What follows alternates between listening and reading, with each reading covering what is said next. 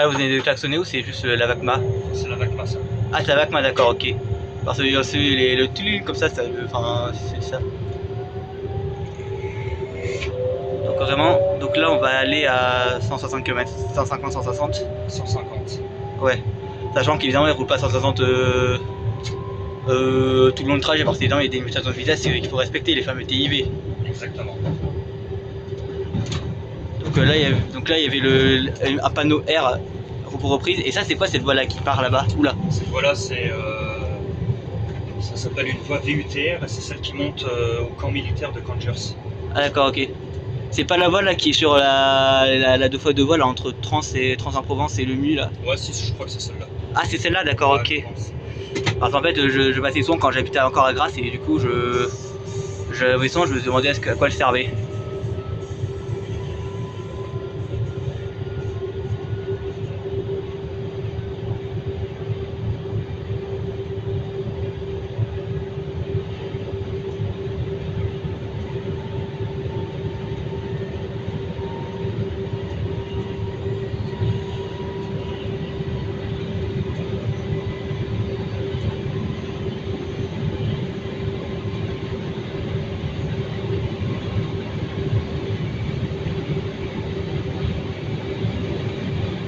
Donc là on a un sémaphore ouvert, enfin on a un ciel ouvert, c'est un signal d'espacement mais ça peut être un sémaphore il me semble aussi. Ouais, exactement.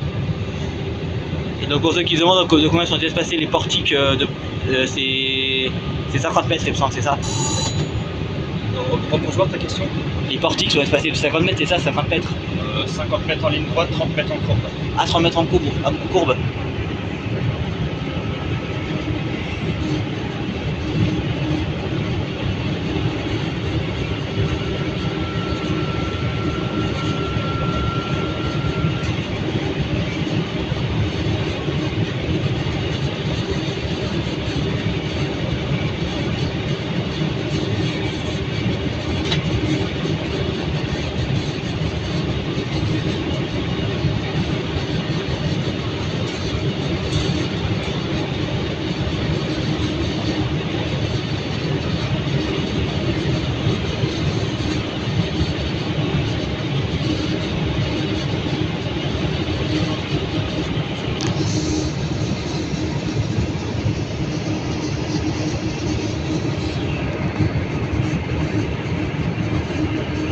Il y a beaucoup qui sont sur les voies aussi pour récupérer des objets, des voyageurs aussi pour récupérer des objets pour traverser les voies.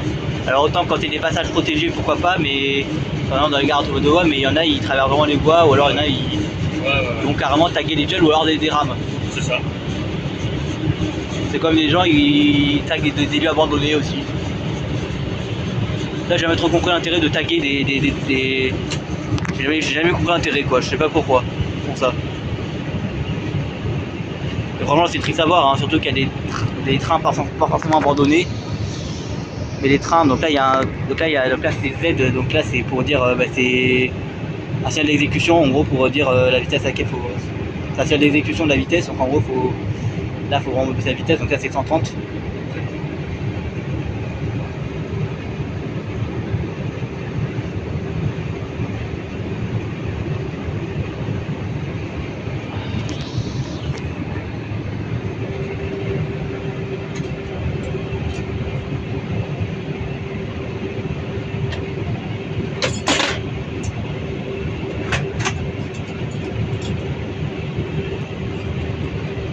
Moi si je veux me tenir. Voilà. Ah non.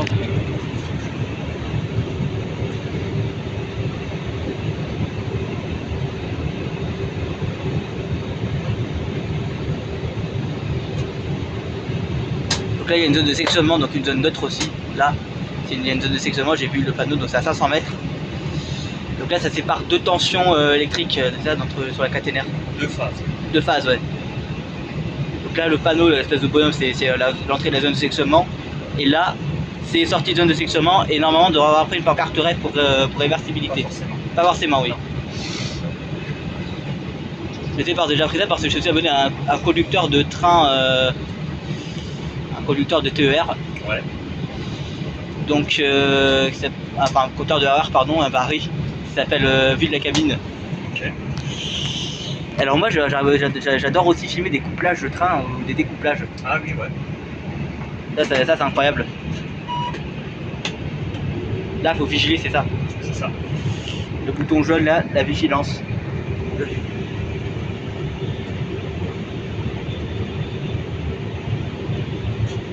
S c'est permissif et NF c'est non permissif. Non franchissible. Franchissable. Franchissable, ouais.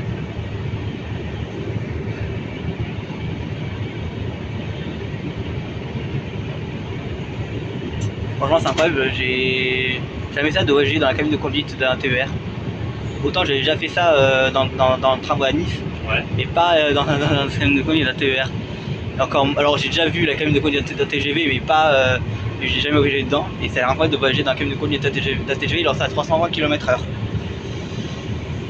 Alors il y a des accidents, là il y a sifflé, pour ceux qui se demandent, parce qu'il y a une courbe. Alors ça c'est les mirlitons, les espèces de mirlitons là. Ah oui, un signal en fait ici qui est dans la courbe à peu près. C'est ça.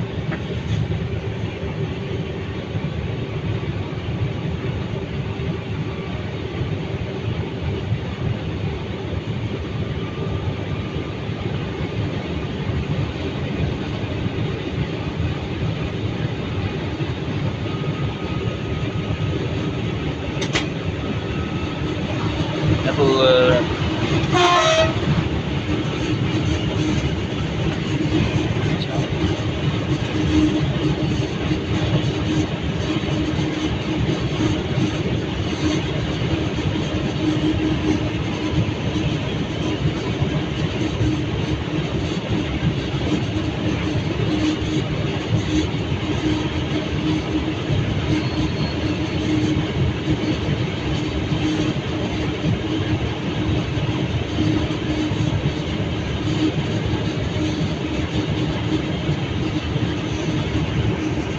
concernant, est-ce que ça vous est déjà arrivé de rater de louper des gares?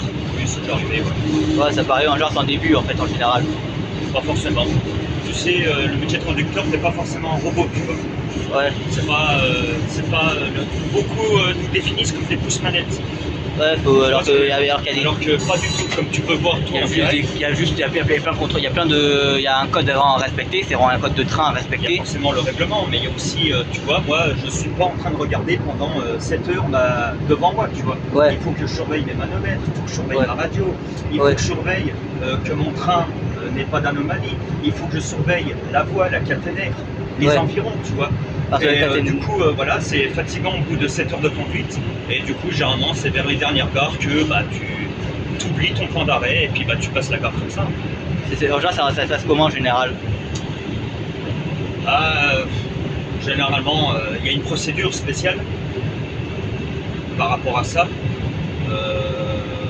Mais faut prendre en compte si ton train il est partiellement hors quai ou s'il n'est pas à quai du tout. Ouais. C'est deux procédures différentes et après le règlement qui fait que quoi. Donc je rappelle pour ceux qui se demandent avec quoi, donc c'est cette alarme que vous entendez parfois, ou alors le klaxon des fois. Et en gros, si le conducteur ne réagit pas, au bout de combien de secondes? C'est combien de secondes en général? À peu près 5 secondes. Parce que ça diffère évidemment beaucoup des trains.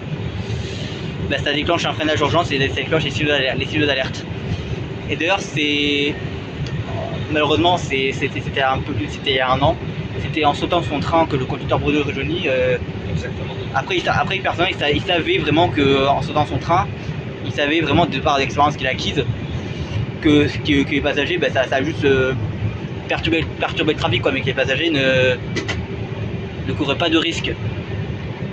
Parce qu'une fois que le train était arrêté, tous les autres devaient s'arrêter obligatoirement. Alors là, il y a une voie abandonnée aussi, là, enfin, je sais pas si elle est abandonnée, mais Oui, celle-là elle est désaffectée. elle est désaffectée, ouais. Plus elle termine, plus ça s'était bien effondré là. Ah oui, il y a carrément eu des effondrements, ouais. Et quelle procédure en cas d'obstacle sur la voie, par exemple de voiture qui pourrait bloquer enfin, de voiture, c'est assez rare, mais en général c'est des gros cailloux, Bah, déjà t'arrêter d'urgence pour Là. peut-être te le prendre dans la tronche voilà. et Ouais, protéger Les autres trains. Ouais. Donc, et puis, Donc ce fameux bouton que je te parlais, le SAV. oui, le SAV, ouais. Voilà, donc là on entre dans la zone de sectionnement, dans la zone neutre, et là on ressort. Et normalement on devrait voir le panneau, enfin je sais pas s'il y a, parce qu'il est pas si. Il est pas là, le panneau rêve. Des fois je le vois, hein, mais il est pas là. Non, le panneau rêve, généralement tu l'as quand c'est un changement de tension. Ah quand ça, ah d'accord, Donc, ah par d'accord quand exemple, ça. du 25 000 au 1500.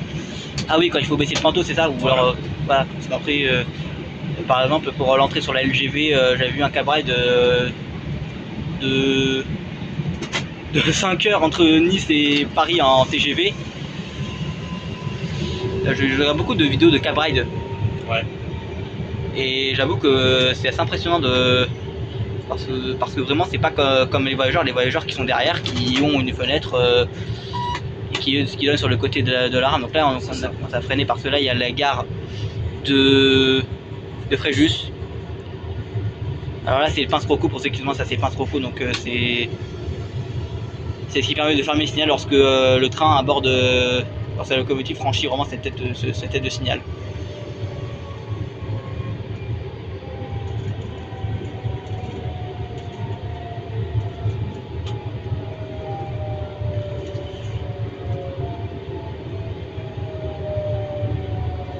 Il y a combien en général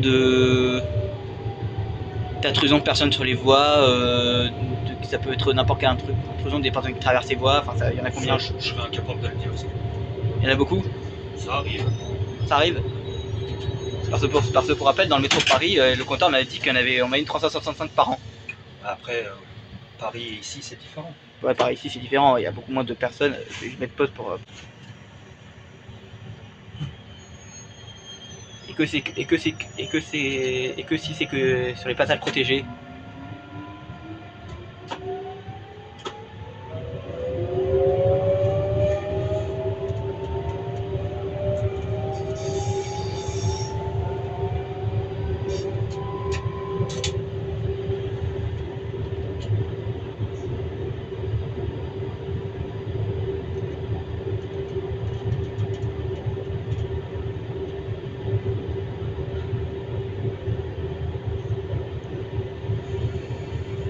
Toi, tu connais la règle de l'avertissement? La règle de l'avertissement, ouais, c'est qu'il faut vigiler quand il y a un avertissement, ouais. Ok. Ouais, je le sais pas. Là, on s'approche d'un avertissement, donc silence cabine au franchissement de l'avertissement. Ok. Ouais, on le voit.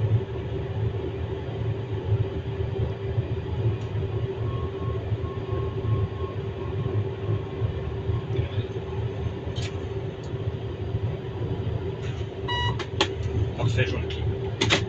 Ok, donc là, il y a bien eu le bip là, qui indique que l'avertissement était prise. Je sais pas si je le dis bien, mais. Alors là, le signal il a tourné au jaune gris. Ok. Donc là, il faut faire attention. Ah, il y a encore une voie, ah, mais j'avais déjà remarqué cette voie-ci, j'avais jamais remarqué. C'est quoi cette. C'est encore une voie abandonnée. Pareil, c'est des voies d'évitement. Et là, c'est le. Comment on appelle ça? C'est la gare d'autotrain là. L'autotrain, le TAC. Le TAC, ok. Il y a du trafic sur cette voie, dans cette gare ou pas, de Fréjus-Saint-Raphaël, donc la gare. Il y a l'infra qui stationne son matériel ici. Ah, il y a l'infra qui installe. Ouais. Je vais changer de côté parce que là, je suis un peu gêné. C'est vrai qu'il y a l'infra, c'est vrai ici. Donc.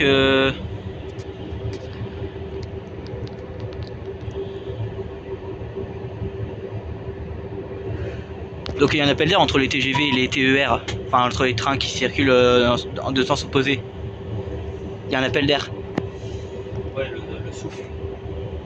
C'est le souffle, ouais.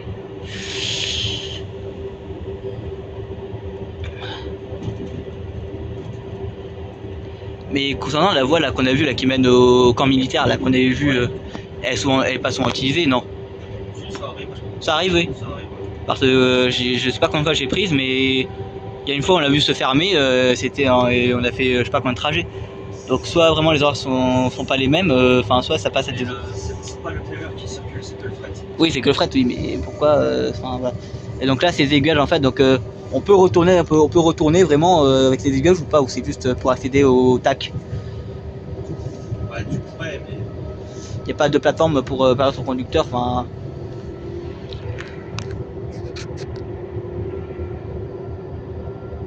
pas de, y a aucun, y a rien pour pas être en hauteur de descendre sur la voie et de remonter dans la cabine. La manœuvre qu'on appelle la manœuvre tiroir. Ouais, c'est ça. Parce qu'en fait, il y a plusieurs manœuvres après le terminus, hein, pour, je rappelle. Sachant que j'ai déjà fait le retournement avec un conducteur et que j'ai déjà fait aussi dans le métro à Paris. Il y a plusieurs manœuvres. Il y a la manœuvre tiroir, donc qui consiste à amener le train à une zone où le train doit manœuvrer. Le conducteur change de cabine et repart dans l'autre sens. Et c'est aiguille sur le bon quai. Ou alors c'est aiguille avant et bah, on a encore que c'est en circulation, mais c'est plus pour les missions de terre sur cette ligne, c'est plus les intercités. Ouais, c'est ça. Ouais. Mais ça arrive qu'il y ait des problèmes techniques de type dégagement de fumée, de type. Ça existe. Moi, je crois que le plus gros retard que j'ai eu avec la SNCF, je crois que c'était en 2024, c'était le 24 juillet 2024, on devait aller à Marseille. Ouais. On est arrivé, donc on avait un train qui partait 7h10, 7h15, je sais plus, mais c'est 7h du matin. Et il était annoncé comme retardé de 15 minutes, donc on s'est dit bon, pourquoi pas, 15 minutes c'est encore faisable. Et après ça a commencé à s'ajouter et notre train a fini par avoir 2h30 de retard à cause d'un accident de personne. Le pire, c'est que le train n'était plus terminus à Marseille mais terminus à Toulon, parce qu'à Toulon il y a beaucoup de votes, donc on peut effectuer les missions de terminus à Toulon. Du coup on a dû attendre 45 minutes pour qu'il y ait un autre train qui lui desservait toutes les gares pour le coup jusqu'à Marseille. Ouais. Et à la rentrée j'ai aussi eu encore un problème avec la SNCF, c'était en gare de Cannes. Comme avant j'habitais à Grasse et je prenais le bus pour aller à Cannes, ou alors je prenais directement le train pour partir de Grasse. Il y a eu un obstacle sur la voie parce qu'il y a eu des gros orages, donc il y a eu des intempéries. Et il y a eu un obstacle sur la voie, je crois que c'était des pierres. Et du coup mon train était retardé d'une heure. Bon, après à la fac il y a des cours magistraux et des cours, des TD ou des TP. Et pas de chance c'est un TP. Bon après les personnes qui animaient le TP, ils étaient sympas. Hein. Ils m'ont fait rentrer. Alors là pour le coup c'est pas la faute de la SNCF, hein, parce qu'on dit ouais c'est toujours la faute de la SNCF, non c'est pas toujours la faute de la SNCF. Il y a beaucoup d'incidents qui sont dus, c'est ça, aux voyageurs. Par exemple un truc tout con, mais des personnes qui retiennent les ports par exemple. C'est des trucs qui peuvent être qui peuvent pas être, enfin qui, comment je fais ça, enfin qui. Enfin évidemment il y en a qui doutent pas que c'est pas vraiment méchant, mais je veux dire, mais quand même. Surtout, il y en a qui font ça aussi dans le RER. Alors dans le RER, il y a des trains toutes les 2-3 minutes quoi. Enfin, je sais pas exactement le temps exact, mais enfin, éviter de retenir les portes quand même. Des fois, il y en a surtout sur les TG qui font ça pour fumer. Parce qu'il y en a, on peut fumer sur la plateforme de quai. Ou alors comme on l'a dit, des gens qui traversent les voies. Mais des fois, ça peut être aussi des problèmes météorologiques. Comme par exemple récemment, il y a une semaine même pas, il y avait eu la neige. En Ile-de-France par exemple aussi il y avait eu la neige. Du coup ça a perturbé tous les transports. Et il y a eu une tempête Goretti aussi, où je sais pas comment on prononce ça, mais c'est Goretti, ouais, c'est ça, ouais. Et du coup donc là c'est la gare du Boulouris. Alors Boulouris, je sais pas si c'est une ville ou c'est un quartier. C'est un quartier. Ah c'est un quartier, ok, donc là c'est quelle ville là? C'est Saint-Raphaël, ok. Alors, il y a plusieurs gares à Saint-Raphaël. Après il y en a aussi plusieurs à Nice, hein. Il y a Nice-Saint-Augustin, il y a la plus grande Nice-Ville. Les grandes villes ont généralement plusieurs gares, n'est-ce pas? Nice, c'est Nice-Saint-Augustin aéroport, Nice-Ville, Nice-Riquier. Marseille, il y en a plusieurs aussi, Marseille-Blancard, Marseille-Saint-Charles, La Pomme aussi, je crois. Ouais.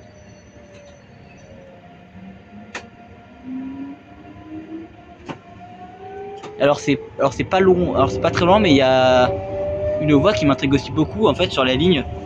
C'est en fait il y a un moment il y a 3 voies, mais il y a la voie du milieu, je sais pas à quoi elle sert. Ça s'appelle une voie d'évitement. Ah, une voie d'évitement, ok. Ouais. C'est entre Haguet et Antéor.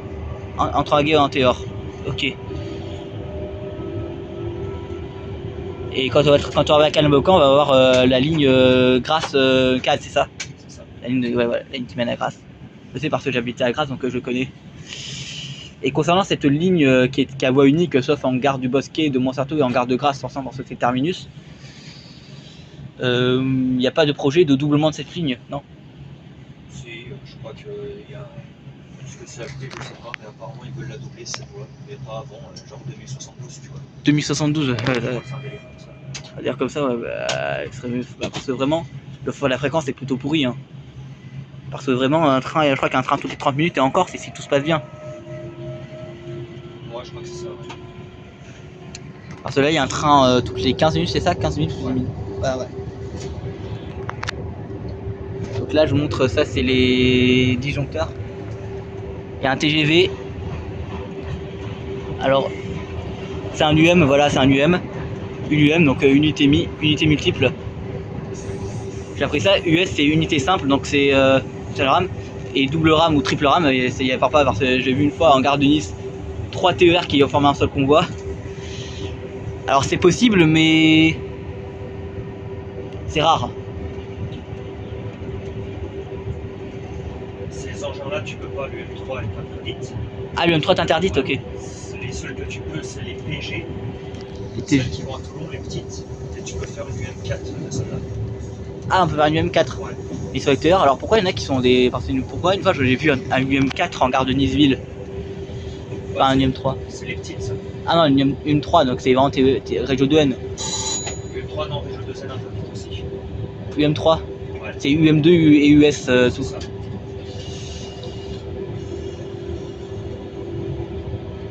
Et pourquoi c'est interdit en fait de faire circuler sur ces lignes Ben, tout simplement, alors interdite, c'est pas interdit. J'essaie de simplifier la chose. Mais en fait, c'est juste que les quais d'une UM3 ne rentrent pas. Ah oui, parce que les quais ne rentrent pas. En fait. Après, il y a des. Après, c'est. Ah oui, oui, bon, ah oui. Donc sur une UM3, donc une UM3 ne pourrait pas rentrer dans cette gare. Dans toutes les gares. Dans toutes les gares. Peut-être Antibes, Cannes, les grandes gares, forcément. Mais... Oui, les grandes gares, parce que ça accueille des TG, mais pas des petites gares comme celle-ci. Non, c'est ça.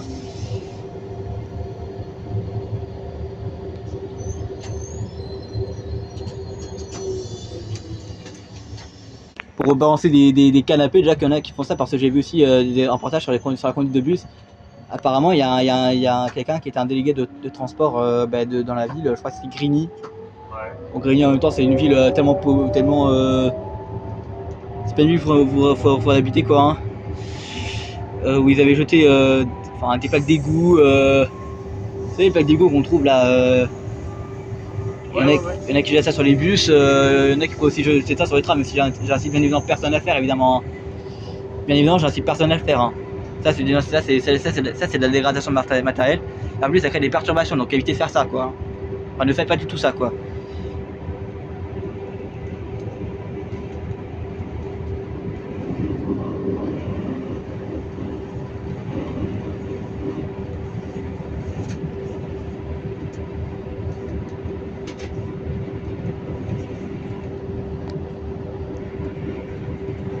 Et alors j'ai aussi vu un accident qui était dû à l'accident de Bretigny-sur-Orge. Je sais pas si vous en avez déjà entendu parler, mais je pense que oui. Qui était dû en fait à une écluse. Donc les écluses, c'est les aérafs qu'on voit qui servent à raccorder deux rails. Évidemment, je vulgarise évidemment ça, évidemment. Et donc du coup, cette écluse a provoqué le déraillement d'un train, c'est un intercité, dans cette gare de Bretigny-sur-Orge, qui a causé la mort de 7 personnes. Et ça a vraiment mis en lumière la vétusté de certaines lignes. Bon, celle-ci, elle a pas l'air d'être très vétuste, hein. Elle a pas l'air d'être vraiment en mauvais état. Ça a l'air plutôt correct, c'est ça? Ouais, celle-là, elle est toujours en rénovation, mais c'est déjà... Ouais, il y a toujours des travaux, oui, mais... Ouais, après, c'est pas des perturbations inutiles, ça évite des accidents, quoi. Et petit point écologie, évidemment, un petit point écologie, hein, parce que moi, je suis sensibilisé à l'écologie. Hein. Quand on fait des voyages Paris, genre Paris-Marseille, Paris-Nice par exemple, privilégier le train. On a la chance d'avoir des TGV qui roulent à 320 km/h, d'avoir des temps de parcours entre Nice et Paris. Je crois qu'il y a moins de 1000 km, un peu moins de 1000 km, mais il y a Nice-Paris, il y a 1000 bornes. 1000 km. On fait ça en même pas 6 heures, quoi. C'est 5 heures, un peu plus de 5 heures. Et... 5 heures si tu passes pas par Marseille, 5h30 si tu passes par Marseille. 5h30 si on passe par Marseille. Ouais. Alors qu'en voiture, c'est 9 heures. 9-10 heures, quoi, même plus. Donc vraiment pour les voyages, vraiment pas aller, vraiment éviter de prendre l'avion pour aller de Nice jusqu'à Paris, même s'il y a des vols évidemment entre Nice et Paris, même si les prix peuvent sembler être attractifs. Après, je veux bien que le pouvoir d'achat en ce moment des Français soit en baisse évidemment, mais quand même privilégier un peu le train. Enfin, ne savez pas des. Parce que vraiment le train, c'est sécurisé. Le train, il y a quand même beaucoup de procédures. C'est ça, il y a beaucoup de procédures.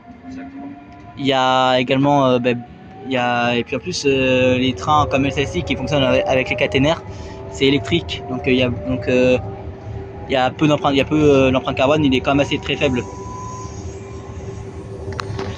Et d'ailleurs, vous connaissez pas Tramway Nice parce que vous n'habitez pas à Nice, c'est ça vous, non vous connaissez pas le réseau Tramway Nice, c'est ça, non? Parce qu'en fait, moi, il y a une ligne qui m'emmène jusqu'à chez moi, qui s'arrête en bas de chez moi, et puis derrière, il y a une zone commerciale. Et j'ai une idée, en fait, c'est de prolonger cette ligne au-delà du terminus actuel et de le faire aller jusqu'à la zone commerciale. Et franchement, je trouve ça vraiment utile, mais pour moi, ça n'a toujours pas été. Donc là, il y a un klaxon parce qu'il peut y avoir des gens dans le tunnel.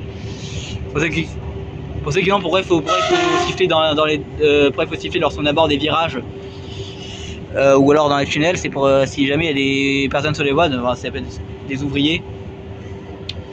Et d'ailleurs, à propos d'ouvriers, j'ai vu un TikTok, c'était à Lyon, c'était sur le faisceau de Lyon. Il y avait c'est pendant les travaux, il y avait une alarme énorme qui en gros empêchait les habitants de dormir. Ben moi je trouve vraiment que bon après c'est bien, après bon même si ça peut être évidemment chiant pour les riverains, ça évite quand même des drames avec des ouvriers. En fait c'est une alarme qui prévient les ouvriers de l'arrivée d'un train. Donc voilà, donc c'est cette voie dont je parlais, c'est cette voie ici entre voilà. Et celle-ci, donc ça apparemment c'est une voie d'évitement. Donc cette voie elle est bien évidemment très peu utilisée, ça par exemple lorsqu'une des voies il y a un obstacle par exemple, c'est ça? Un obstacle ou tout simplement j'ai du retard. Et le TGV derrière il me fait des appels de phare, il me dégare là, le temps qu'il me dépasse et moi je reprends ma marche. Ouais. C'est pas enfin ça peut être aussi utilisé comme votre garage, mais c'est rare. Non, impossible. Impossible? Ah d'accord, ok. Et je sais pas si j'ai déjà conduit sur la ligne Grasse Cannes. Oui, quand même. Alors déjà il y a une voie en gare de Grasse que j'ai quasiment jamais utilisée. Et j'ai deviné que c'était une voie de manœuvre parce qu'en fait il y avait un signal violet. Ouais, mais comme je disais en fait si tu veux toutes les voies, il faut considérer que toutes les voies sont utilisées. C'est pas parce qu'il y a 3,50 m de végétation qu'il y a un éboulement, tu vois. C'est des voies en fait qui appartiennent à RFN, Réseau Ferré National, oui. RFF maintenant Réseau Ferré Français. Et du coup, c'est l'infrastructure qui gère ces voies-là. Oui. Et voilà, comme je disais, Grasse, visuellement, tu te dis, ouais, elle est pourrite. Mais quand tu montes de temps en temps, des fois, tu as des engins de l'infra qui sont stationnés là. Ouais. Parce qu'ils ont travaillé la veille sur la voie. Et il y a aussi une gare, enfin il y a aussi une voie, bon elle n'est pas abandonnée, mais entre Moinsartou et Ranguin, il y a aussi une voie en impasse, et puis après il n'y a plus de caténaire, après ça se double, et ça mène, les voies restent presque plus visibles. Ouais, ça c'est l'ITE. L'ITE c'est quoi? C'est avant, là c'est le parc automobile de chez j'ai plus le nom. Moi ça m'en reviendra, mais avant, maintenant les voitures arrivent par une rame RIB derrière, donc c'était un pseudo TER 2 caisses. Quand tu roulais côté lock, tu t'arrêtais ici, comme ça, le petit TER derrière il est taqué. Ah ok. Et donc les US qui se couplent proviennent en gare de Nice, proviennent du dépôt de Saint-Roch. Alors là pour ces exemples, ça c'est un troisième rail, mais ça n'a pas à alimenter les trains en électricité parce qu'il y a une caténaire, c'est pour éviter que quand les trains déraillent, qu'ils tombent des ponts, des ravins, pour que s'ils déraillent, parce que contrairement à une idée reçue, les trains quand ils déraillent, ils vont pas à 200 mètres de la voie, hein, et les roues sont des cartes de quelques centimètres par rapport au rail, c'est ça? Ouais. Donc ça évite une catastrophe parce que bon, en déraillement, ça permet que les trains déraillent, évidemment. Mais c'est rare évidemment. Mais c'est jamais à 400 mètres de la voie, enfin c'est impossible. Il n'y a que dans le film qu'on voit ça. De toute façon les films c'est toujours c'est souvent exagéré. Hein. Alors moi j'ai une. Oui, on regarde le TGV à Strasbourg. Ah oui, bah oui, TGV à Strasbourg, mais oui, lui c'est parce qu'il roulait vite, oui. En fait, pour ceux qui se. En fait, moi j'en ai fait une vidéo, en fait, et il roulait. En fait, c'est parce qu'il roulait à plus de 100 km/h par. En fait, pour ceux qui se demandent, c'est sur le pont d'Aix-Vincennes. Donc en gros, il y avait, il y a un raccord à la ligne classique depuis la LGV. Et le train il roulait trop vite en fait suite à des multiples erreurs. De toute façon, les catastrophes ferroviaires, aériennes et certaines routières par exemple, et aussi maritimes, c'est souvent dû à l'accumulation de plusieurs erreurs. C'est ça. Ouais, c'est ça. Il y a rarement qu'une seule cause. Même l'accident de Millas, c'est plusieurs erreurs. Ouais. En fait, l'accident de Millas, c'est pas que la conductrice du car qui a fait des fautes. C'est vraiment le. En fait, c'est pas qu'elle n'a pas vu que le passage était fermé, c'est qu'elle n'a pas pu voir. Et justement, moi j'avais proposé. Justement, moi c'est pour ça qu'il faudrait vraiment être à tout passage à niveau. Pas forcément détruire tous les passages à niveau, ça coûterait bien trop cher, mais au moins sécuriser, faire un système comme ils ont fait au Japon là par exemple. Un système qui détecte s'il y a des voitures qui sont présentes sur les rails alors que le passage se ferme. Et si c'est le cas, le signal qui est en amont du passage à niveau passe au rouge et le train s'arrête quoi, c'est ça. Ouais, ça pourrait. Pour faire simple.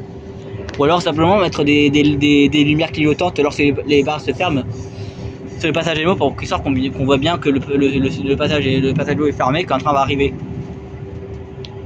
Après ça paraît être un peu gros mais ça peut sauver des vies. Hein.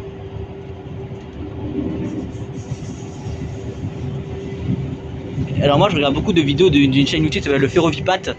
Ouais.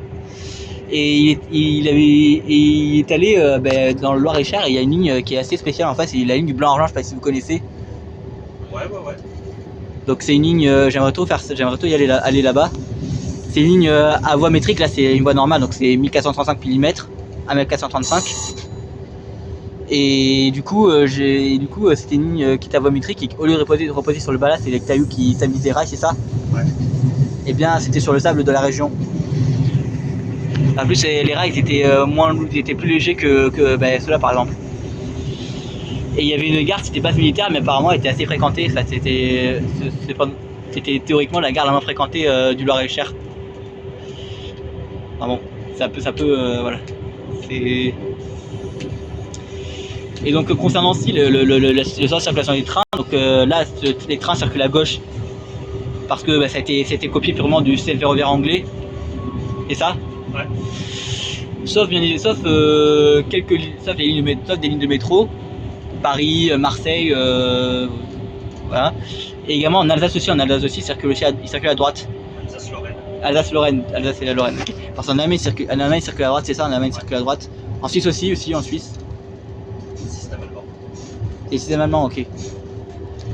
Et donc du coup, à Milling, les trains ils changent de côté de circulation. En empruntant, ça s'appelle un saut de mouton. En gros, je sais pas si vous connaissez, c'est une voie en fait qui chevauche l'autre en fait et qui en gros change de sens sans avoir besoin, sans nécessité d'aiguillage, voilà. Mais c'est pas drôle parce que autant voilà quoi, c'est pas drôle du tout. Quelles sont les surprises que vous avez déjà trouvées quand vous dégarez votre tram du dépôt? Quand vous faites les check-in de sécurité, c'est quoi par exemple que vous trouvez comme problème? Des problèmes de frein, c'est ça? Problème de frein, problème de porte, problème de fanaux, tout ce qui est comme une voiture. Oui. Problème de batterie, quand votre batterie qui ne démarre pas. Problème de pantographe, il ne monte pas. Donc le panneau c'est celui qui. Donc le panneau pour rappel, c'est ce qui permet en gros qui tire le courant de la caténaire.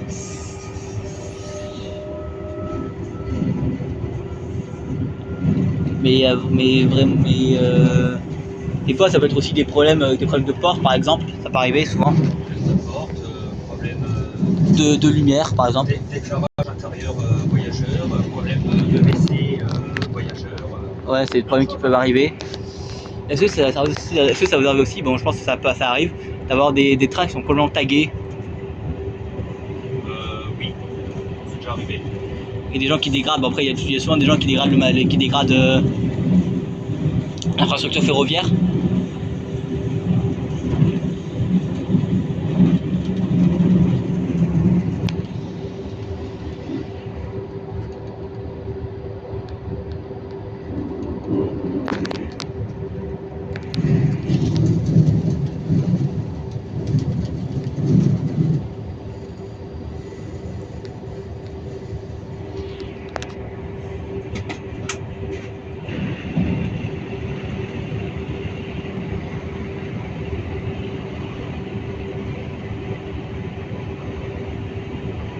Alors désolé pour si on voit pas très bien, ou alors on est dans un tunnel, en plus je crois qu'il n'y a pas d'éclairage ici, dans la cabine. Non, il n'y en a pas?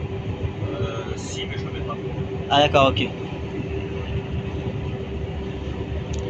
C'est quoi les horaires de fin c'est quoi la fin de service là où tous les trains rentrent au dépôt c'est quoi l'heure où vraiment le service se termine sur la ligne? Le plus tard, en semaine, j'aurais peut-être 1h et demie du matin. Donc c'est quand même tôt, enfin tard plutôt. Ça reste tôt pour la région, après on est en période hivernale, donc c'est moins choquant.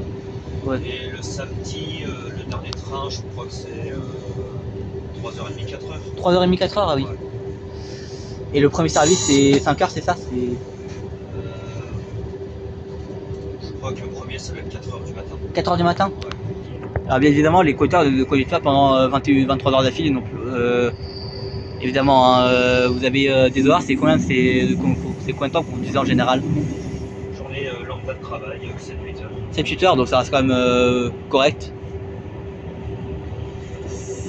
Mais comme je l'ai dit, c'est très fatigant parce que y a toute une procédure, il faut anticiper. Ça, faut vraiment anticiper. Il faut être à l'affût de tout, il faut savoir réagir au bon moment.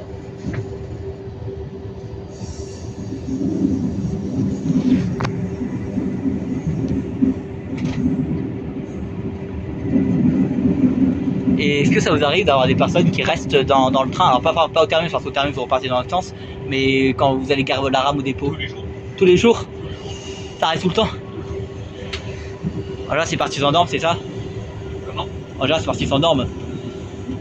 Ouais, s'endorment, des alcooliques, des pas français, enfin des gens qui comprennent pas, que c'est un terminus. Des touristes qui comprennent pas, qui n'entendent rien, des jeunes avec les écouteurs.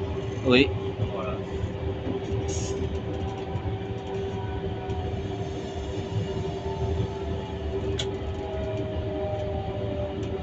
Et lorsque vous avez percuté, parce que vous avez percuté 3 fois, vraiment, vous m'avez dit des personnes sur les voies. Ça se passait comment en fait? Ça s'est passé comment vraiment? Est-ce que les personnes, je pense pas qu'ils ont survécu, mais malheureusement, Alors j'ai pas percuté 3 personnes, parce que l'accident de personne c'est tout et rien. L'accident de personne c'est la personne qui jette devant toi, comme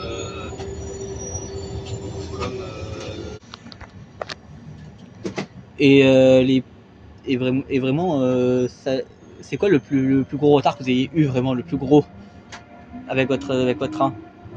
le plus gros. Moi je dirais, je sais pas. Moi je dirais, je pense les accidents de personne, 4-5 heures. Ouais, 4-5 heures, ouais. Ouais, je pense. Et il y a aussi un incident qui était improbable, qui a vraiment fait aucun blessé, heureusement, c'est un peu logique. C'était apparemment un TGV qui allait jusqu'à Paris et qui a manqué l'arrêt en gare d'Aix-en-Provence. Ah oui. Du coup, il a dû, grâce à des aiguillages, s'arrêter en race campagne. Le conducteur a dû revenir dans la cabine, changer de voie, je crois, repartir et encore changer de voie pour après revenir en gare d'Aix-en-Provence. Ça a créé un retard de 30 minutes, c'est ça? Ouais, j'ai plus le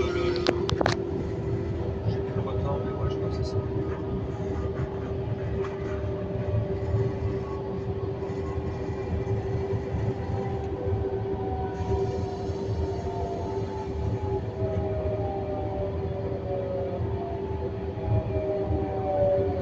Donc vraiment, pour rappel, vraiment, quand vous voulez vraiment aller sur le quai d'en face, évidemment, emprunter les passages qui sont adaptés, les passerelles, mais là il n'y en a pas, je crois que c'est les passages souterrains, c'est ça, passages souterrains, ou alors vraiment les passages vraiment protégés, les endroits où on peut vraiment traverser s'il n'y a pas de passage souterrain, mais pas à la Wamnegen quoi, enfin, ne traversez pas comme des schlags, mais c'est valable partout, hein. Sur les routes, partout, hein. Faut vraiment pas jouer avec, les trains, enfin, faut vraiment pas jouer avec les trains quoi. Donc vous, quand vous allez en gare de Menton, parce que moi j'ai sur un Nice Saint-Augustin, quand vous irez à Menton, vous allez repartir en sens ou vous allez garer à la rame? Non, je change d'extrémité, je repars 40 minutes après. Ok, 40 minutes. Et c'est quoi votre destination c'est quoi votre prochaine destination? Cannes. Cannes. Ouais. Et après à Cannes vous allez garer à la rame, c'est ça? Non, Cannes, je rechange de bouge, je monte à Nice. Ah ok, à Nice vous allez faire quoi après? Fin de service. Fin de service, ok. Mais les trains qui sont en provenance des Arcs qui vont à Menton, quand ils arrivent à Menton, ils peuvent aussi aller à Grasse parce qu'il y a des trains pour Grasse depuis Menton. Non, départ de Menton, c'est que les Arcs. Ah, c'est que les Arcs, mais. Ouais, ceux qui viennent de Vatimie qui montent à Grasse. Mais des fois, il y en a qui vont à Menton. Alors, je conclus que les trains qui vont à Menton, depuis Grasse, quand ils arrivent à Menton, ils reviennent à Grasse, quoi, c'est ça? S'ils vont pas à Vatimie, c'est qu'il y a des grèves en Italie ou des introductions des voies. Ouais. Mais souvent, dans les situations normales, il y a quand même peu de trains qui vont à Menton, parce que j'habite à Grasse, donc je connais un peu les horaires ferroviaires. Et généralement, en fait, moi, je me suis toujours posé une question, en fait. Les trains, le premier train qui part à 6h40 à Grasse, Ouais. il provient d'où? Il provient du dépôt, c'est ça, parce qu'il est sans voyageurs. Je crois qu'il vient de Cannes-la-Boca. Cannes-la-Boca, donc en gros il va jusqu'à Cannes, c'est ça, parce que Cannes, il change de bout et il remonte jusqu'à Grasse sans voyageur. Un vide voyageur, ok. Et est-ce qu'un jour ce serait possible, c'est pas avec vous, mais avec souvent d'autres conducteurs, de filmer un garage ou un dégarage? Là, il faudrait se lever tôt, ou alors vraiment. Bah, honnêtement, non, c'est impossible parce que il faudrait te faire rentrer dans les emprises ferroviaires et malheureusement, t'as pas accès. Ah, d'accord, ok. Mis à part, tu pourrais peut-être à CPH bord de mer, quoi. Ah, CPH, c'est quoi CPH? À la Boca. Ah, ok. Voir des trains. Ouais, tu les mets bord de mer et puis tu peux les voir rentrer ou sortir du dépôt. Ah, oui, d'accord, ok. Spotter des parts de train. Ouais. Parce qu'à Ligne d'Azur, en fait, donc c'est ce qui a les tramways à Nice et les autobus, il y a un jour on pourra vraiment visiter un dépôt. Après, c'est propre aux ferroviaires, c'est eux qui décident de visiter un dépôt ou pas, de ne faire visiter des voyageurs ou pas un dépôt, c'est ça? Ouais. Et SNCF elle veut pas, mais ça se trouve c'est possible. Voilà. Et alors moi j'ai aussi vu, alors je sais pas si c'est déjà à la Paris en tant que touriste, je sais pas si c'est déjà à la Paris. Je connais, ouais. Je suis déjà dans le 20e, mais en gros il y a un passage à niveau où il y a des trains de la ligne 2 qui en France c'est passage à niveau, mais c'est des trains qui sont sans voyageurs. Et c'est le seul. Ouais. Et j'ai pu le voir, et puis j'ai même pu voir depuis le haut des ateliers en fait, parce que ça vient nos ateliers. D'accord. Et c'est impressionnant.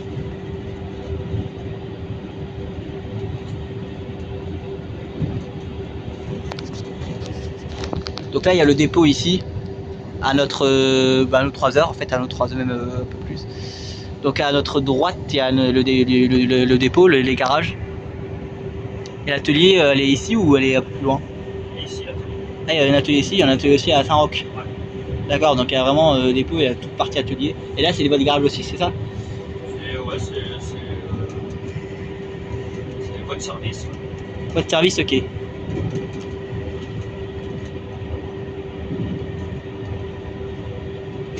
Et donc là on va voir la ligne Grasse-Cannes.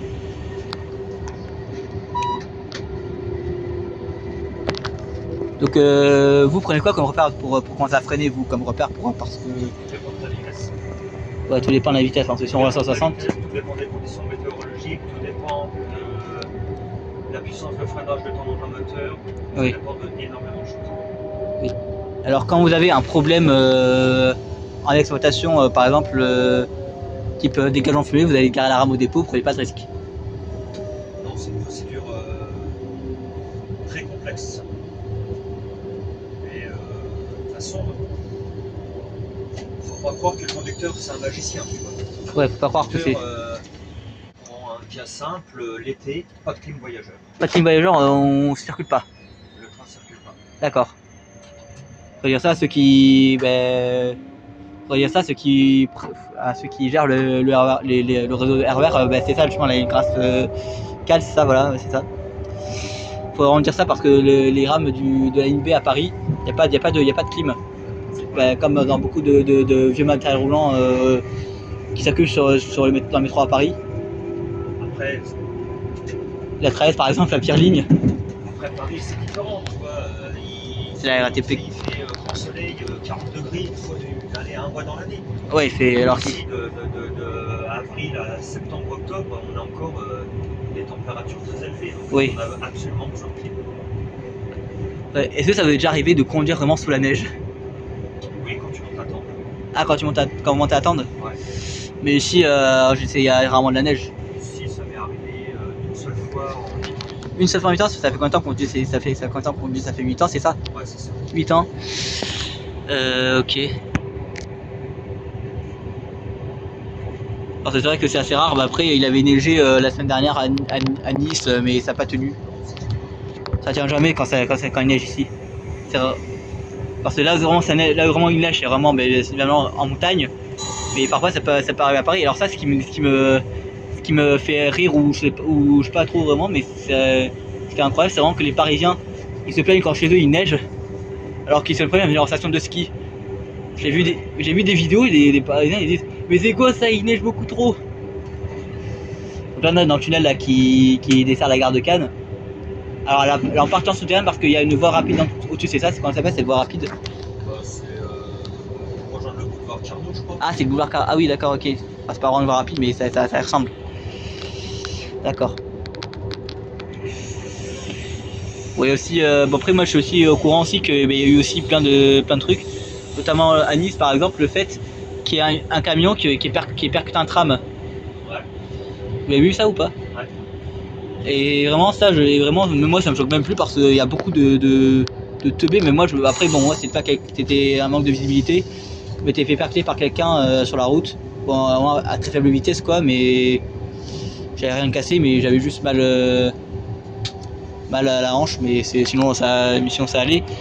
Mais bon, mais quand je remonte, vous savez, il y a une route qui monte jusqu'à chez moi, à Nice. Il y a pas de, il y a une zone, il n'y a pas de trottoir, c'est pas une ligne droite, il y en a qui déboulent. Il y en a qui déboulent vraiment, hein, surtout dans les Alpes-Maritimes. Et ça, c'est une voie d'évitement encore, ça c'est quoi? Sinon, c'est une voie d'évitement. Ouais. Ah, c'est une voie d'évitement, ok, d'accord.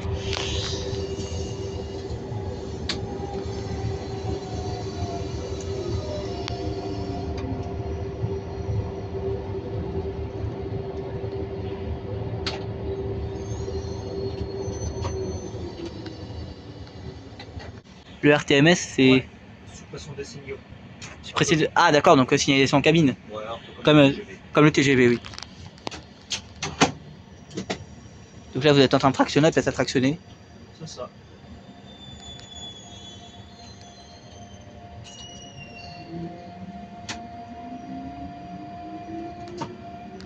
Et donc moi, j'ai aussi regardé des reportages aussi sur le réseau extra-régional, donc le RER à Paris. Ouais.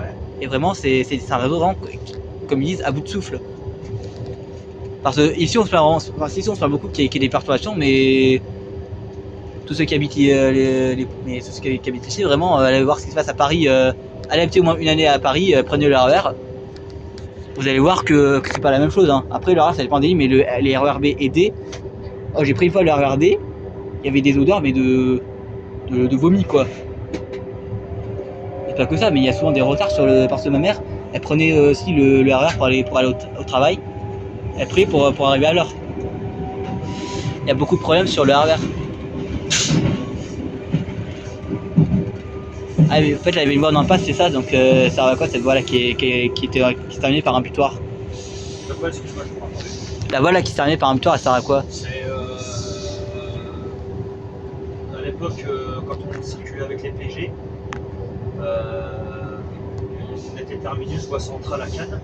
Oui. Et on attendait des fois 1 heure avant de repartir, bah, pour éviter de bloquer la voie là. On était dans le petit tiroir là. Ah ok. Donc c'est un petit tiroir en fait. C'est pas un garage vraiment prolongé, c'est juste pas du tout.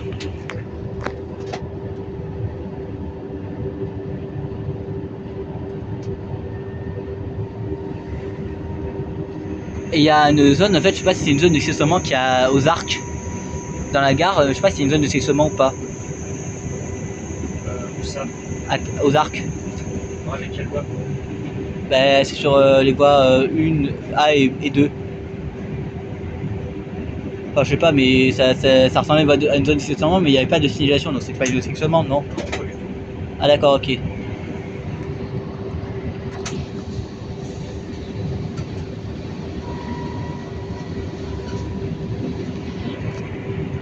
Et j'ai entendu dire apparemment que si un train de la SNCF avait du retard, en fait, ça faisait des pénalités pour la SNCF, c'est ça?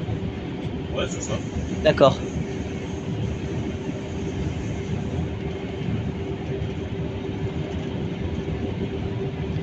Est-ce que vous pouvez me conseiller des gares ou faire des spots sur cette ligne?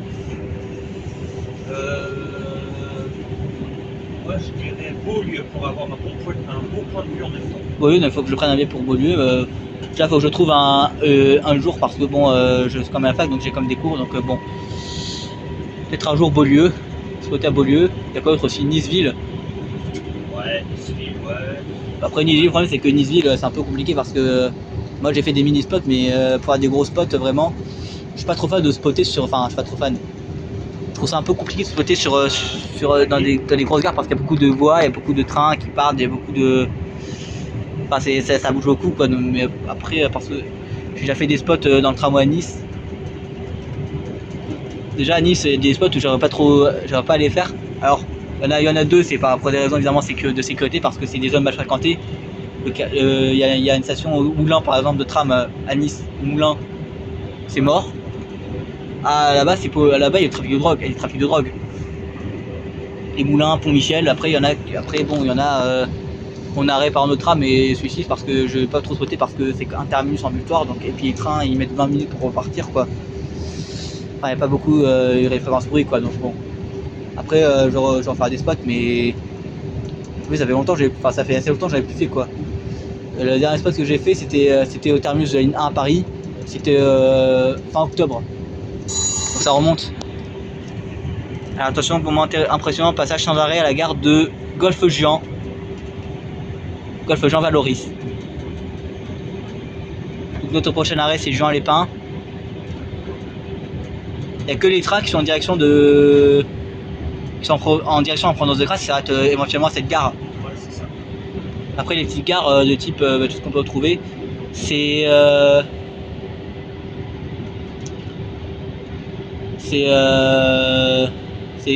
pas attiré par les TER Nice-Marseille ni par la TGV. C'est ça. Parce qu'ils pourraient pas s'arrêter, enfin il serait trop long quoi.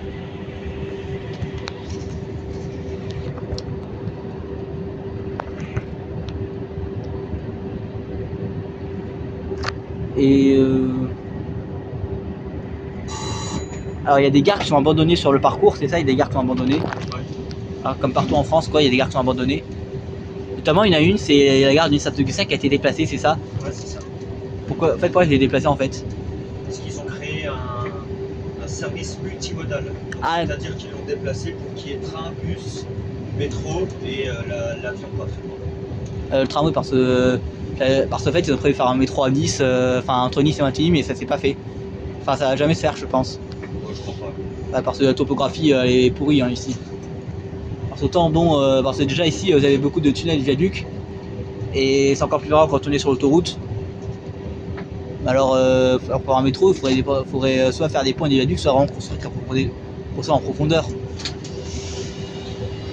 Je suis même pas sûr que ça se fasse. Non, je pense pas. Et donc du coup il y a aussi notre gare aussi. Et donc du coup c'est pour avoir vraiment pour avoir sa correspondance, c'est ça qu'ils ont fait ça, c'est pour ça. Et il y a aussi d'autres gares aussi qui sont abandonnées. Il y a quoi par exemple, il y a Hippodrome du Quai-sur-Mer qui est abandonné. Week-end Ok. Super, non, ils l'ont refait la gare. Non, la gare de l'hippodrome qui mène à Ah, l'hippodrome. l'hippodrome, ah oui, ok. Donc un peu comme la station Axo, c'est dans le métro à Paris. Elle n'a jamais accueilli le moindre voyageur. Non, je crois pas. Ouais, elle n'a jamais accueilli le moindre voyageur. Pas forcément la SNCF, hein, puis c'est Ouais, c'est pas pour la SNCF, ouais. Donc, les maires qui ont dit non, je veux plus le train ici, les préfets, les sénateurs, c'est comme ça que ça marche. oui. Donc pour en venir à l'accident de car de Mias. C'est vraiment un accident qui m'a marqué parce que les jeunes, ils avaient vraiment le même âge que moi. Qui sont décédés. Et donc c'est pas vraiment, c'est la seule faute de la conductrice de car, en fait c'est bien qu'on fait croire ça. De toute façon les médias, faut vraiment croire, faut vraiment pas tout croire forcément aux médias en fait. Parce que les médias, ils peuvent te dire de tout et de n'importe quoi. En fait c'est vraiment principalement l'intersection qui pose ce problème en fait, parce que déjà ils ont mis des îlots centraux, enfin des îlots qu'on met aux intersections. Et vraiment ça, et quand un car se mange justement, et quand un car se mange vraiment comment on appelle, ces îlots là, ça peut après je pense je sais mes convictions, ça peut et c'est pas faux, ça peut vraiment défoncer les amortisseurs quoi, des cars. Donc vraiment comme je l'ai dit, c'est pas la conductrice qui a pas vu, c'est qu'elle n'a pas pu voir parce que déjà cette personne était mal foutue. Et vraiment c'est pas forcément de sa faute. Et puis elle a dit que le passage à niveau était ouvert, mais ça c'est possible en fait, hein. C'est pas arrivé mais c'est possible en fait que le passage à niveau reste ouvert lorsqu'un train passe. C'est ça peut même rater fermeture. C'est ça? Ouais, c'est ça. Rater fermeture, et sauf que le phénomène inverse c'est rater d'ouverture. C'est pour ça que même si un passage à niveau est ouvert, faut vraiment faire attention qu'il n'y ait pas un train qui passe, parce que les passages à niveau ça peut dysfonctionner, ça prévient un peu. Ça tombe un peu aléatoirement si j'ose dire, mais il y a des passages à niveau qui sont défectueux dans la région ou pas? Non, ça va. Ça va. C'est vraiment, il y a vraiment parce qu'il y a vraiment des passages à niveau vraiment où il y a beaucoup de ratés de fermeture et beaucoup de ratés d'ouverture.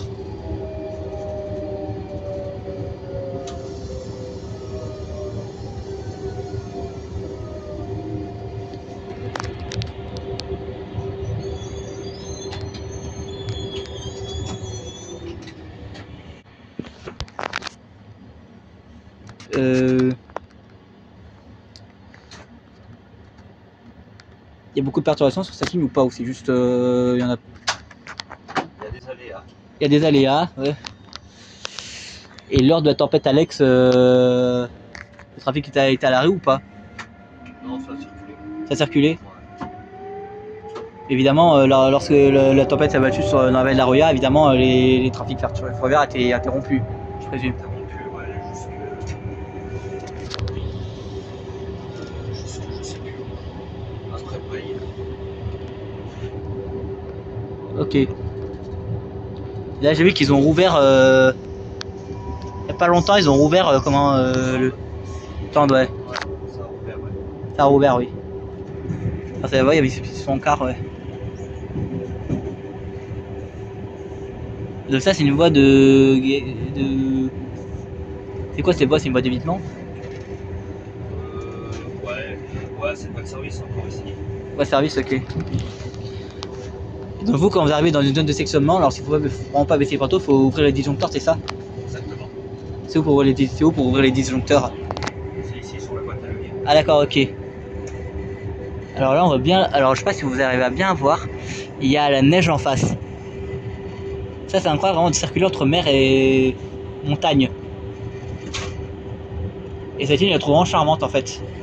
Même si je pense que c'est pas la plus belle, mais je la trouve vraiment charmante cette ligne en fait, qui circule entre mer et montagne.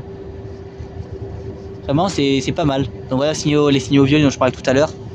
Donc ça, c'est vraiment signal fermé, mais sur voie de manœuvre. Sur voie de service, on dit. Et donc lorsque vous descendez sur la voie pour des problèmes, vous demandez des mesures de protection, c'est ça? Exactement. C'est pour ça que j'avais vu sur un reportage encore une fois sur le RER B, enfin sur le RER.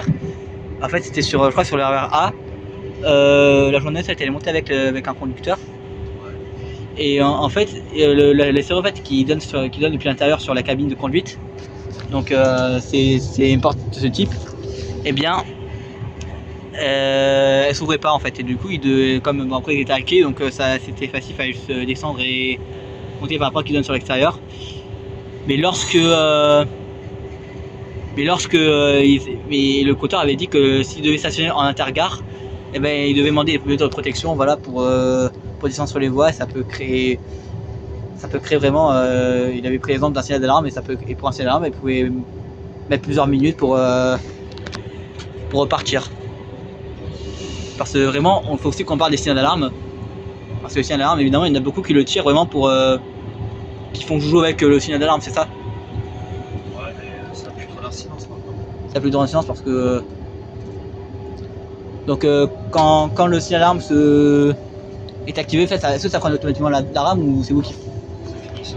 Ah, c'est fini. Ouais. Non, si vous prenez contact avec le voyageur, c'est ça. C'est ça.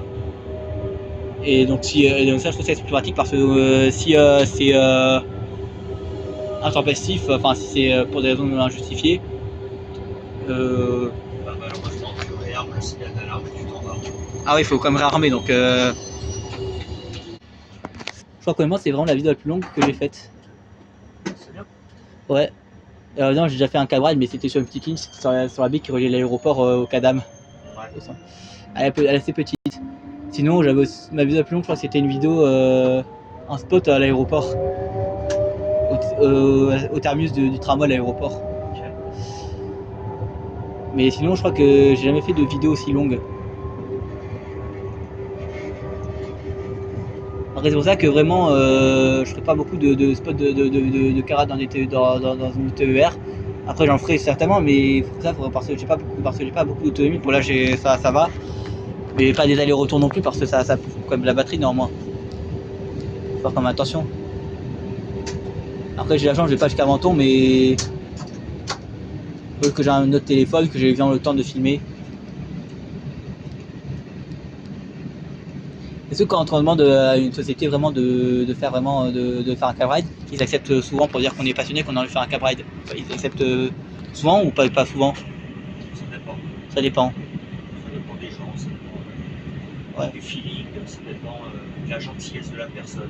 Ça Ouais. dépend de plein de choses. Parce que moi je suis très bienveillante, évidemment. C'est si toi. Ouais. Alors là on voit, alors ça c'est des constructions, ça c'est des immeubles qui ressemblent à des bateaux. La marina. C'est quoi? La marina, ça s'appelle. La barina. Ok. Donc là encore une fois on est sans arrêt, c'est ça? Ouais.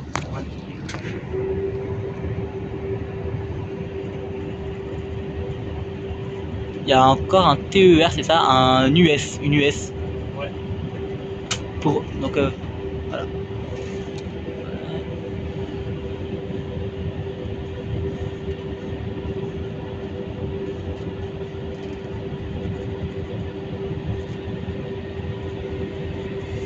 Donc là vraiment j'aime bien cette ligne parce que vraiment c'est entre mer et montagne quoi, c'est incroyable.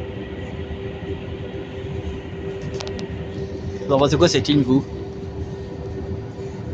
Ah, c'est comme tout, hein. Au début c'est beau. Mais il faut quand même se concentrer. Mais au bout de 8 ans c'est nul quoi. C'est redondant. Ouais, tu fais plus attention à rien quoi. Ouais. Il faut se concentrer plus concentré par le trajet. Ah, faut pas tomber dans la routine. Ouais, faut pas tomber dans la routine quoi. Parce que quand on tombe dans la routine, évidemment ça peut être dramatique. Exactement, c'est là que tu fais des conneries. C'est là où tu fais des conneries, c'est là où on peut. Parce que la routine ça peut être bien un moment, mais il faut quand même être quand même assez vigilant. Et puis quand on tourne dans la routine, surtout pour des trains, pas que pour des trains, hein, pour des avions, pour tout en fait, ça peut créer des accidents qui peuvent être très graves. C'est ça. Et d'ailleurs, concernant les avions, moi je ferai beaucoup de vidéos d'accidents maritimes, ferroviaires, aériennes. Vous considérez quoi comme accident aérien? Moi j'en connais pas des masses. Hein. Et ferroviaire, quoi par exemple? Ferroviaire, il y en a pas en France, il y en a pas non plus. Il y en a un peu, mais il y en a pas beaucoup. Mais il y en a pas. Après, t'as le TGV espagnol. On est en Amérique, je pense que tu peux trouver. ouais. Après, moi j'en ai déjà traité en France comme l'accident d'Exersheim avec le fameux TGV. l'accident de Bretigny, l'accident de Gare de Mignas, Voilà, surtout qu'on en a pas. l'incendie de Couronne aussi dans le métro à Paris. Ouais. Et je crois que j'ai aussi traité aussi et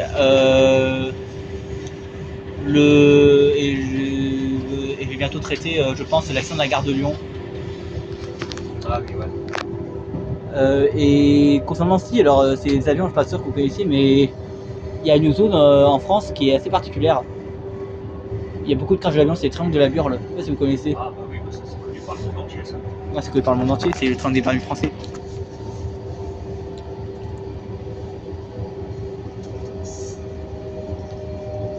Un truc qui n'a rien à voir avec le ferroviaire, mais je vais quand même en parler. C'est le fait qu'il y a eu, je sais pas si vous en avez entendu parler, mais c'était au Nouvel An, l'incendie en Suisse là. Ah oui. Ouais, ça vraiment, et puis ça vraiment, c'est pas vraiment une malchance qui ça c'est vraiment des. Les Mongols. Voilà, c'est des Mongols quoi, enfin. Excuse-moi, mais pour moi c'est des Mongols les jeunes. Les jeunes. Bah ouais. Après, je pense que. Tu te verrais filmer un incendie, continuer à chanter toi? Il y a quoi comme matériau qui est pas qui est isolant mais qui est pas inflammable? La même mousse mais isolant phonique. Ah, isolant Et phonique. hydrofuge et tout ce que tu veux, ça existe. Hein. Oui. Ou alors au moins il fallait humidifier la mousse au moins. Enfin, je sais pas, enfin. Bon. Mais ou alors au moins mettre des plaques en acier pour éviter vraiment que ça brûle quoi. Et en plus le pire c'est qu'il y a eu le. Ah il y a un triangle ici, un triangle de précision. Ah non c'est. Non j'ai cru citer, non, on va pas très loin, c'est un panneau.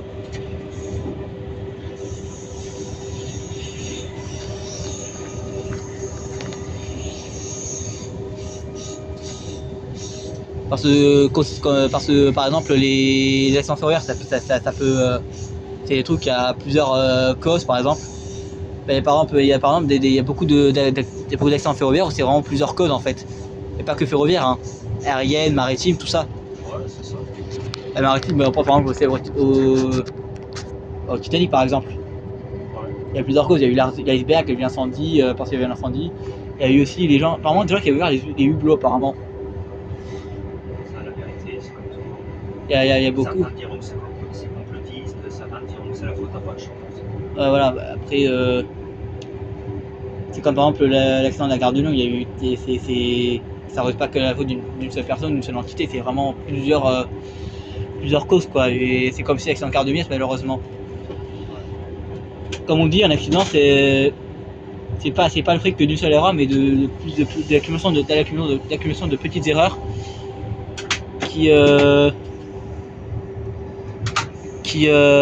vont créer une catastrophe sans précédent.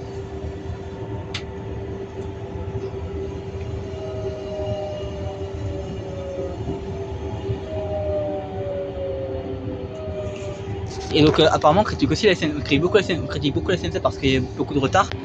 Apparemment à Deutsche Bahn c'est pire. Hein. Ah, j'ai vu un reportage et puis à Deutsche Bahn, je crois que dans mes souvenirs à la SNCF c'est genre et beaucoup de retards sont juste et je peux constater à la responsabilité des voyageurs. On l'a dit aux personnes qui veulent qui retiennent les portes et bon.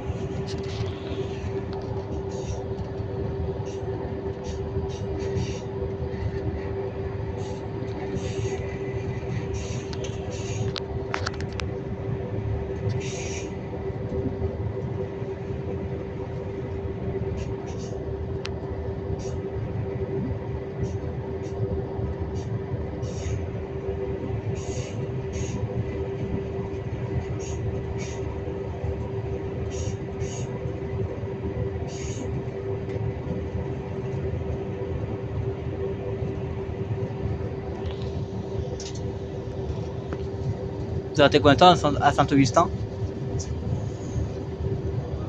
Entre 1 et 2 minutes. Ok.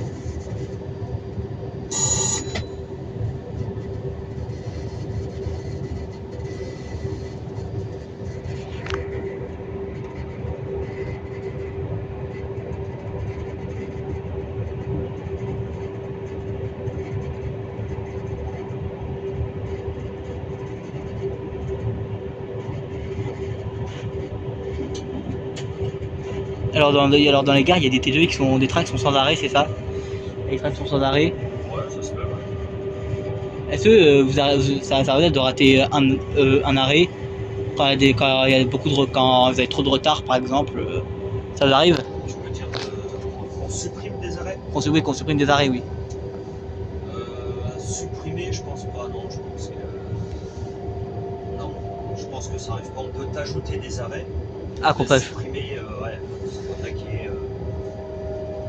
Qui est vraiment. Un feu dans la gare, c'est un exemple. Hein. Ouais. Un feu dans la gare, et là on dit tu t'arrêtes pas pour la sécurité des voyageurs. Et par exemple aussi, ça peut arriver une accumulation de problèmes. Et donc ça s'est arrivé quand je suis parti à Paris cet automne. En gros, TGV, il avait déjà 15 minutes de retard. Et il est arrivé à Paris avec 1h15 de retard. Il y avait eu, je crois, problème dans une gare. Il y avait eu personne sur les voies. Enfin, il y avait eu beaucoup de choses. Hein. Il y avait eu...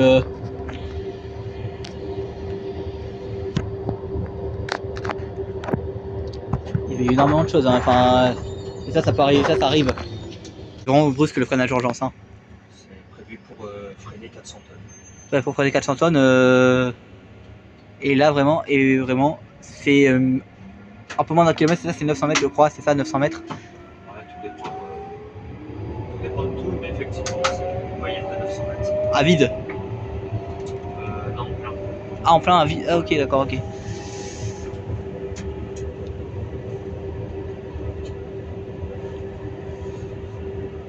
Donc là, il fait bien nuit. Enfin, il fait quasiment nuit.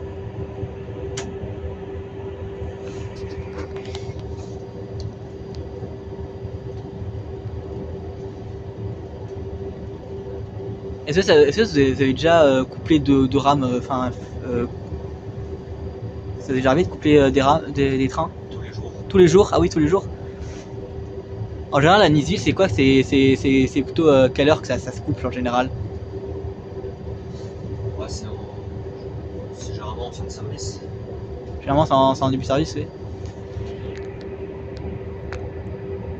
Alors là, il y a encore des voies là, mais je pense qu'elles doivent être abandonnées parce que il y a beaucoup trop de végétation. C'est celle qui. C'est pareil, c'est le fret qui livre les vides. Ok, d'accord, ok.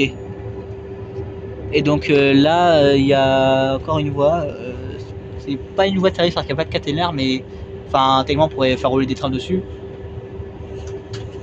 Et donc là, on arrive à Niceville. Bien évidemment, le train va continuer jusqu'à Menton, mais nous, on va s'arrêter à Nice Saint-Augustin, pardon. Donc les panneaux que vous voyez en blanc, c'est les TIV. Hein. Tableau indicateur de vitesse.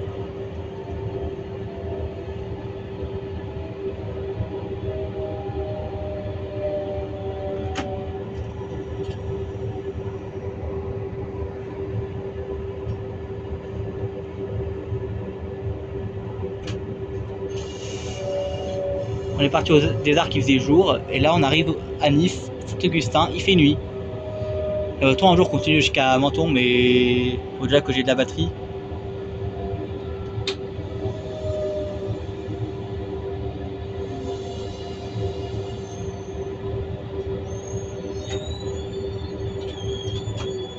Ok, merci beaucoup.